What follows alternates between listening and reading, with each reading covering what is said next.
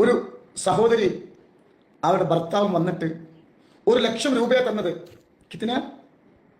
1,00,000 രൂപ. ഒരു സഹോദരി അവരുടെ ഭർത്താവും വന്നിട്ട് 1,00,000 രൂപയെ തന്നത്.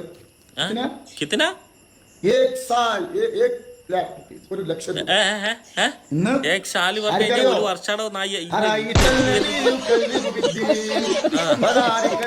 അത് ഓതി നേരെ നോക്കി ഓത്.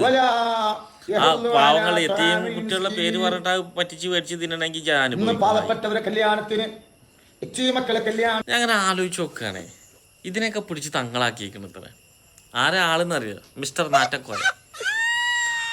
ഇങ്ങനെ ഈ ദീനി വിറ്റ് ജീവിച്ച് അതിന്ന് ഭക്ഷിച്ചുകൊണ്ടിരിക്കുന്ന കുറേ എണ്ണം എത്തിങ്കാനം. ഇപ്പോൾ എത്തിങ്കാനകൾ മുഞ്ചിക്കാൻ തുടങ്ങി, കുട്ടികളെയും മുഞ്ചിക്കാൻ തുടങ്ങി, അവിറ്റകളിൽ കഴിച്ചിട്ട് വാന്താൻ തുടങ്ങി.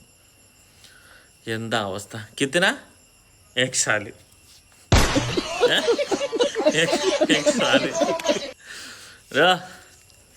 മറ്റേ എന്താണ് നാറ്റക്കോയ സാൽ എന്നൊക്കെ പറഞ്ഞു കഴിഞ്ഞാൽ വർഷം എന്നൊക്കെയാണ്.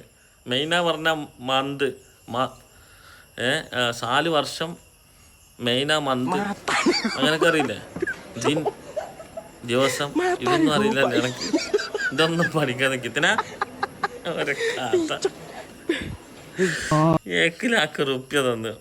ആ കൊടുത്ത മൈന്ദകളോട് പറയാനുള്ളത്, അല്ല നിങ്ങൾക്ക് അതിൽ ജീവിതത്തിൽ ബർക്കത്തും ഇതൊന്നും വേണ്ടേ?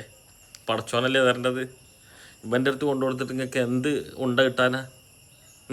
എന്നിട്ട് 1,00,000 തന്നോ, ആ തന്നത് പോയി, ഞങ്ങൾ തളരൂല, തളരാൻ ഞങ്ങൾക്ക് കഴിയൂല.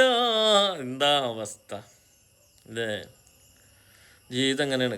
ഇപ്പോൾ കുറച്ച് ടീമുകൾ ഇറങ്ങിയിട്ടുണ്ട് മൂപ്പരെ കൂടെ. ബംഗാളികളെ പൈസ കൊടുത്തിട്ട് ഇറക്കിയ 150 വണ്ടിക്കൂലിയും കൊടുത്തിട്ടോ ചിലവൊക്കെ കൊടുത്തിട്ട് ഇറക്കിക്കൊണ്ടു. കുറേ എണ്ണങ്ങൾ നിൽക്കുന്നുണ്ട്. അവർ ശരിക്കും എത്തിയിട്ട് ഓദിച്ചാലറിയാം, അല്ലെങ്കിൽ അവരെ കൊണ്ട് വല്ലതും പറയിച്ചാലറിയാം ഇത് കേരളത്തിൽ തന്നെയാണോ അതിലെന്നുള്ളത്. പിന്നെ ഒരു കാര്യത്തിൽ നമുക്കെന്താ പറയുക, ഇവനൊക്കെ അഭിനന്ദിക്കാം.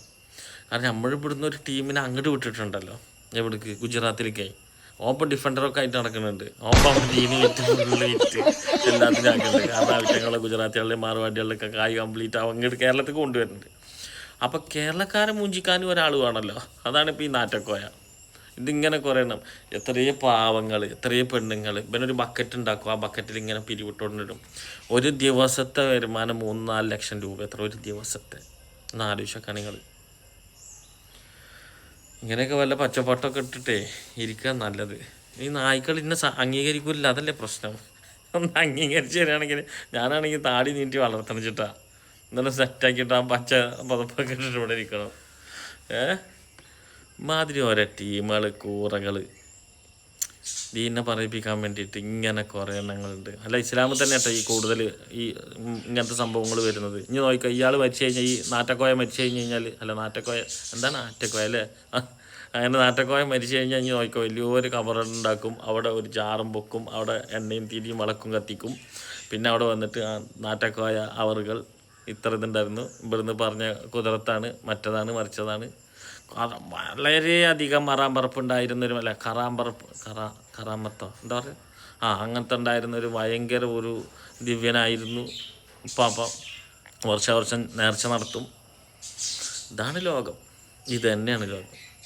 നാട്ടുകാരെ മുഞ്ചിച്ച് ഇങ്ങനെ ജീവിക്കാന്നുള്ളൊരു കോഴ്സ് എടുത്ത് വന്ന ടീമുകൾ എന്തായാലും നന്നായിട്ടുണ്ട്, അടിപൊളി, സൂപ്പർ.